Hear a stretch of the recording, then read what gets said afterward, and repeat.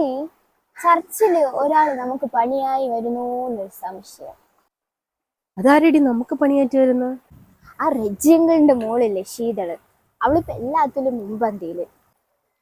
ഒരു കണക്കിന് നീ പറഞ്ഞത് ശരിയാണ്. അവളാണിപ്പോ എല്ലാ ആരാധനയ്ക്കും ആദ്യം വരുന്നത്.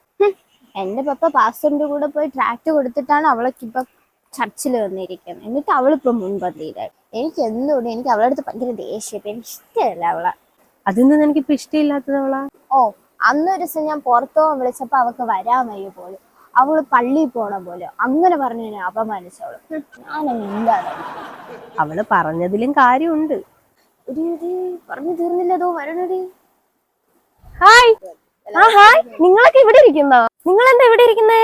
അല്ലടി, ഇവളെ വിളിച്ചോണ്ടേ നമ്മൾ ഇവിടെ വന്നിരുന്നതാണ്. നീ ഇതെവിടെ പോയിട്ട് വന്നത്? എന്റെ അങ്കിളിന്റെ വീട് അപ്പുറത്താ, അങ്ങോട്ട് പോവുക.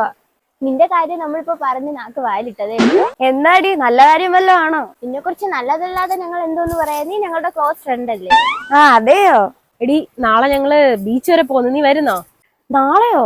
നാളെ സെക്കൻഡ് സാറ്റർഡേ അല്ലേ? ചർച്ചിൽ ഫാസ്റ്റിംഗ് പ്രെയർ ഉള്ള ദിവസമല്ലേ? നാളെ ഫാസ്റ്റിംഗ് പ്രെയർ അല്ലേ? നമ്മൾ എല്ലാ ആഴ്ചയും പ്രാർത്ഥനയ്ക്ക് പോവുകയെന്നല്ല. നാളെ ഒരു ദിവസം നമുക്ക് പുറത്തു പോവാം. നിങ്ങൾ എന്തേ പറയുന്നേ? നാളെ ആരാധന മുടക്കിയിട്ട് വരാനൊന്നും പറ്റത്തില്ലടി. എന്നാ നിങ്ങളും വാ, നമുക്ക് ഒരുമിച്ച് നാളെ പള്ളിയിൽ പോവാം. നോക്കട്ടെടി, നാളെ നമുക്കൊരു ആവശ്യമുണ്ട്. നോക്കട്ടെ, വരാം. എന്നാ പിന്നെ ശരിയടി, നമുക്ക് നാളെ കാണാം. ഞാൻ പോട്ടെ.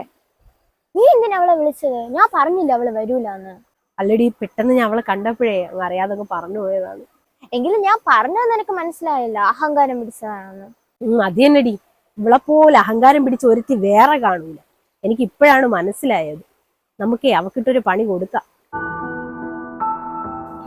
നീ ലോകത്തെക്കാളും ദൈവത്തെ സ്നേഹിക്കുന്നത് കൊണ്ട് കൂട്ടുകാരുടെ മുന്നിലും നാട്ടുകാരുടെ മുന്നിലും വീട്ടുകാരുടെ മുന്നിലൊക്കെ ഒറ്റപ്പെട്ടെന്ന് വരാം. പക്ഷെ ധൈര്യത്തോടെ മുന്നിലോട്ട് പോകാം. നിന്നെ വിളിച്ച ദൈവം വിശ്വസ്തനാണ്.